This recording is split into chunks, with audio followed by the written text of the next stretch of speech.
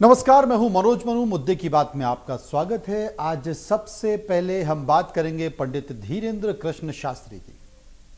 असल में दलित पिछड़ा समाज संगठन के राष्ट्रीय अध्यक्ष मनोहर दामोदर यादव की धमकी के बाद धीरेंद्र कृष्ण शास्त्री के सुर कुछ बदले बदले से नजर आ रहे हैं।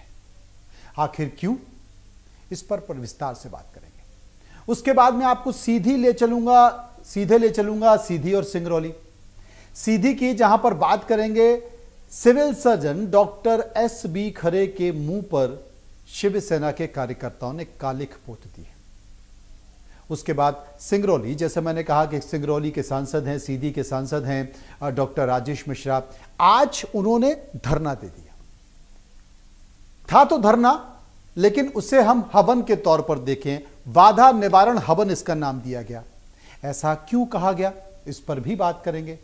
और आखिर में बात करेंगे देश के केंद्रीय कृषि मंत्री शिवराज सिंह चौहान के बेटे कार्तिकेय सिंह चौहान को सांसद खेल महोत्सव के जरिए राजनीति में लॉन्च करने की तैयारी थी, लेकिन किसकी नजर लग गई, उस पर भी चर्चा होगी तथ्यों के साथ। लेकिन पहले बात पंडित धीरेंद्र कृष्ण शास्त्री की कि धीरेंद्र कृष्ण शास्त्री के स्वर आखिर बदले बदले से क्यों नजर आ रहे हैं।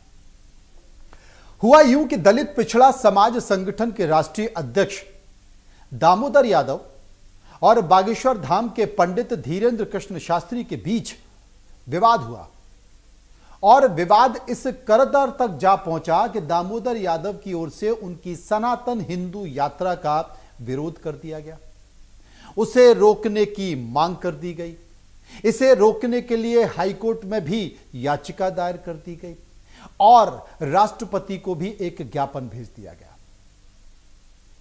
बागेश्वर धाम के पंडित धीरेंद्र कृष्ण शास्त्री के स्वर अब बदल गए हैं। मैं क्यों कह रहा हूं, क्योंकि जब विरोध किया गया, विरोध करने के बाद में फिर हाई कोर्ट में याचिका लगाई गई। याचिका लगाने के बाद राष्ट्रपति को ज्ञापन दिया गया। यह कहा गया कि पंडित धीरेंद्र कृष्ण शास्त्री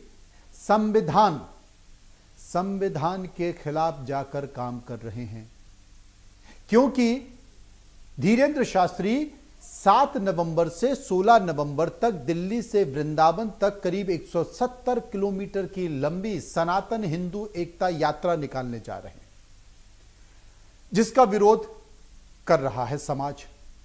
दामोदर यादव, उनका यह कहना है, जो दलित पिछड़ा समाज संगठन है, उनका यह कहना है कि यह यात्रा गैर संवैधानिक और सांप्रदायिकता फैलाने वाली यात्रा है, इसीलिए इस यात्रा को रोका जाए। क्योंकि जो देश का संविधान है, वो देश का संविधान भारत को हिंदू राष्ट्र का दर्जा नहीं दे सकता है। तो फिर धीरेंद्र शास्त्री इस तरह की मांग कर ही क्यों रहे। आपको यह भी बता दें कि धीरेंद्र कृष्ण शास्त्री ने बाकायदा एक प्रेस कॉन्फ्रेंस भी की। शुरू में जब दामोदर यादव का बयान आया, तो श्रीमान दामोदर यादव के बयान के बाद पंडित धीरेंद्र कृष्ण शास्त्री ने एक कार्यक्रम में मंच से कहा कि एक शख्स है, उस शख्स ने यात्रा का विरोध किया है, जो हिंदू राष्ट्र बनाने की यात्रा है उसका विरोध किया है। मैं इस शख्स को जानता नहीं हूं, लेकिन मेरा अगर उनका नंबर मेरे पास होता तो हम फोन पर ही उसकी ठटरी बना देते। चूंकि अब इस शख्स ने मुझे छेड़ दिया है तो मैं इसे छोड़ूंगा तो बिल्कुल भी नहीं। पलटवार हुआ दामोदर यादव का। दामोदर यादव ने कहा है कि अगर तुम्हारी हिम्मत है तो मेरा कुछ बिगाड़ कर दिखा दो, देखता हूं कि तुम कितने बड़े संत हो, कितने बड़े पंडित हो और कितने बड़े जादूगर हो, पुड़िया खोल कर दिखा दो। अचानक ऐसा क्या हुआ कि एक के बाद एक, 2, 3, 4, 5, 6 पूरे इलाके में, ग्वालियर, दतिया, छतरपुर, तमाम जगह, भोपाल में जाकर, दिल्ली में जाकर दामोदर यादव जब प्रेस कॉन्फ्रेंस करने लगे तो फिर अचानक से धीरेंद्र कृष्ण शास्त्री के स्वर बदल गए। धीरेन्द्र कृष्ण शास्त्री ने पत्रकारों के सवाल का जवाब देते हुए कहा कि हम उनके बारे में कुछ भी कहना नहीं चाहते, हमें कुछ भी नहीं करना है, उनको जो करना है करे, हमें उनसे कोई मतलब नहीं है।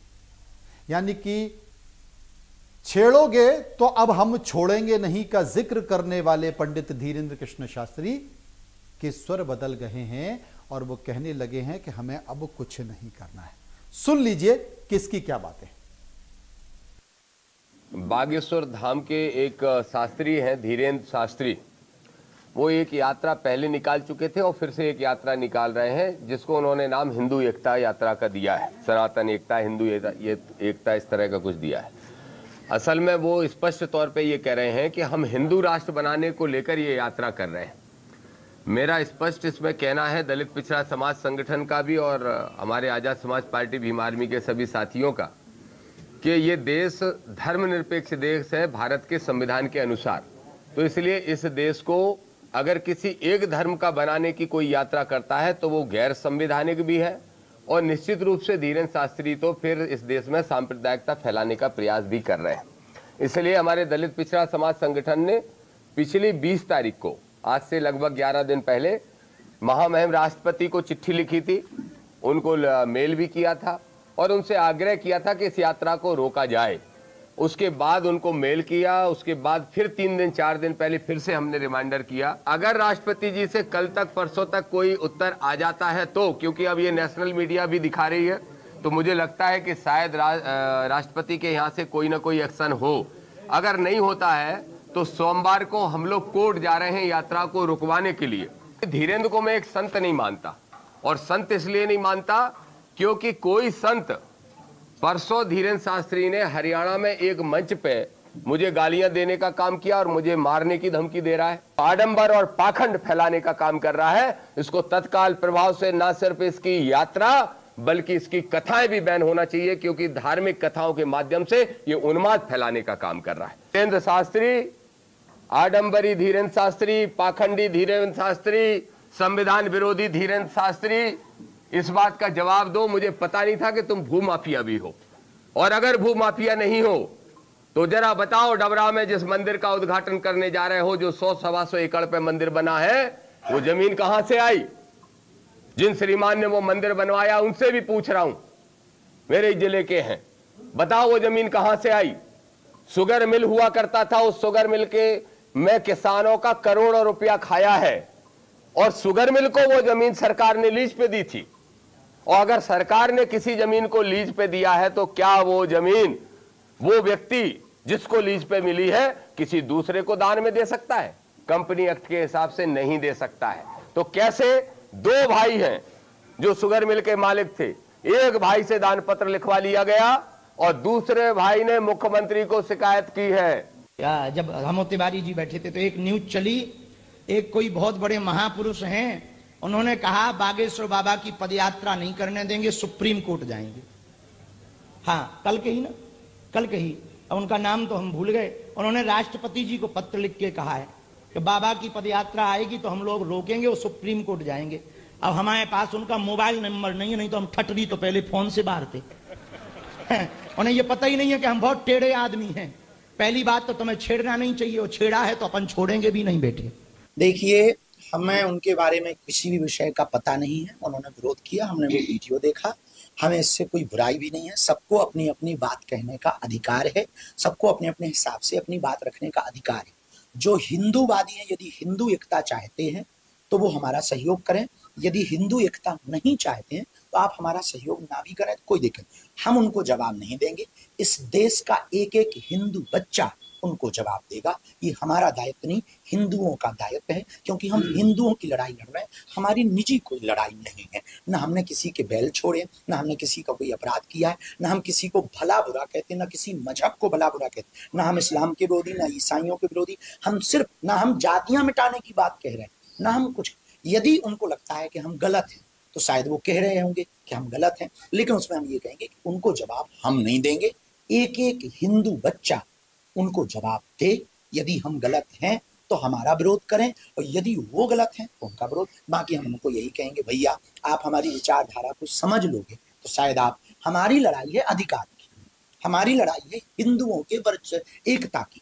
हम ये चाहते हैं कि जब 1947 में 1947 में देश आजाद हुआ है, इस बात पर आजाद हुआ कि एक विशेष मजहब के लोगों ने एक जमीन मांगी और उनको वो दी गई, लेकिन अर्ध रूप से बंटवारा हुआ, पूर्ण बंटवारा नहीं हुआ। हम चाहते हैं इस देश में कि आप, यदि आपने एक मजहब के मांग पर एक टुकड़ा दे दिया तो अब शेष बचे हुए भागों को हिंदू राष्ट्र होना चाहिए। और यहाँ पर बहुतायत मात्रा में 80 करोड़ हिंदू रहते हैं, लेकिन विदेशी ताकतों ने क्या किया कि हिंदुओं को जातियों में विभाजन करके उनके ब्रेन को वॉश कर दिया। तो हमको ये लगता है कि विदेशी ताकतों की बड़ी साजिश है, इसलिए वो ऐसा कर रहे हैं, लेकिन हमारी उनसे कोई बुराई नहीं। पंडित धीरेन्द्र कृष्ण शास्त्री, जिनको अभी हम सुन रहे थे, उस बात का जिक्र कर रहे थे कि जब एक विशेष समुदाय के लिए इस देश का एक टुकड़ा दे दिया गया, यानी कि वो पाकिस्तान का जिक्र कर रहे थे कि मुसलमानों के लिए पाकिस्तान का टुकड़ा दे दिया गया, तो फिर सारे मुसलमानों को वहाँ होना चाहिए और जो बहुत अल्पसंख्यकों को वहाँ होना चाहिए और जो बहुसंख्यक हैं यानी कि जो हिंदू हैं उनको यहाँ पर होना चाहिए। लेकिन अंग्रेज़ों ने एक ऐसी नींव डाल दी कि इस देश में जाति व्यवस्था का बीज बो दिया जो देश को खोखला कर रहा है। मेरा ये मानना है, मेरी ये मांग है पंडित धीरेन्द्र कृष्ण शास्त्री से, अगर वो हिंदू राष्ट्र बनाने की बात कर रहे हैं, स्वागत है उनका, कोई भी कर सकते हैं। अगर दामोदर यादव इसका विरोध कर रहे हैं संविधान के मद्देनजर, संविधान का जिक्र करते हुए, उनकी भी बात का स्वागत है। लेकिन सबसे ज्यादा धर्मांतरण, सबसे ज्यादा लब जिहाद अगर कहीं पर होता है और सबसे ज्यादा जाति व्यवस्था अगर कहीं पर है तो वो बुंदेलखंड में है, वो बुंदेलखंड के छतरपुर में है।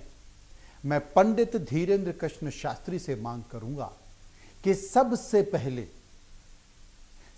पहले बुंदेलखंड और अपने गृह जिले छतरपुर की जाति व्यवस्था को खत्म करें, खत्म करके दिखाएं। अगर वो खत्म करके दिखाते हैं, अगर वो पूरे छतरपुर की, बुंदेलखंड की जाति व्यवस्था को खत्म कर देते हैं, तो यकीन मानिए कि पंडित धीरेन्द्र कृष्ण शास्त्री की जो हिंदू धर्म की यात्रा है, हिंदू धर्म का जो आंदोलन है, उसमें मैं स्वयं शामिल हो जाऊंगा और अपने घर की जो मूल समस्या है, धर्मांतरण, लब जिहाद और जाति व्यवस्था, इसे ना खत्म करते हुए वो दिल्ली से वृंदावन की यात्रा कर रहे हैं, तो क्या छतरपुर की व्यवस्था बदल जाएगी? छतरपुर की जो जाति व्यवस्था वो खत्म हो जाएगी, जहां पर दलितों का सबसे ज्यादा शोषण होता है।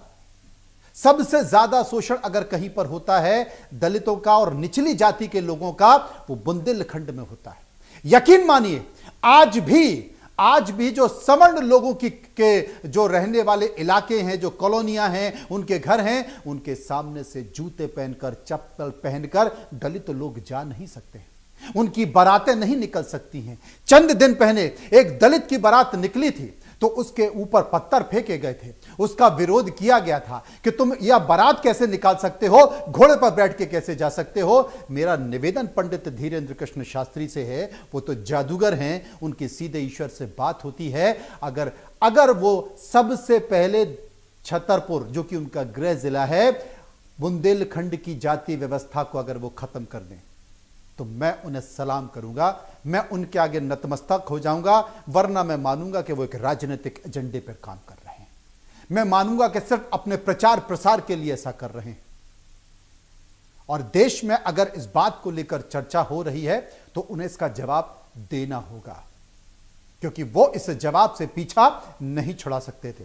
मैं उनका सम्मान करता हूं, हर देश के व्यक्ति को उनको सम्मान करना चाहिए, लेकिन अगर वो एक संदेश देने की कोशिश करते हैं तो उस संदेश में भी बहुत कुछ छुपा होता है, और वो संदेश कहीं और से नहीं बल्कि उनके घर से, उनके गृह जिले से आता है कि सबसे पहले वो उस गृह जिले में चमत्कार करके दिखाएं, वहां की जाति व्यवस्था को खत्म करके दिखाएं, बुंदेलखंड की गरीबी को खत्म करें। वहां पर जिस तरीके से दलितों पर शोषण हो रहा है, अगर वो उसे खत्म करेंगे तो मैं उनको मानूंगा और उनकी इस आंदोलन और यात्रा में मैं स्वयं शामिल होऊंगा। और अगर वो नहीं कर पाते तो मुझे लगता है कि सिर्फ वो प्रचार प्रसार के लिए ऐसा कर रहे हैं। आगे बढ़ लेते हैं। बात कर लेते हैं मध्य प्रदेश के एक और जिले की, जिसे सीधी कहते हैं। सीधी जिले में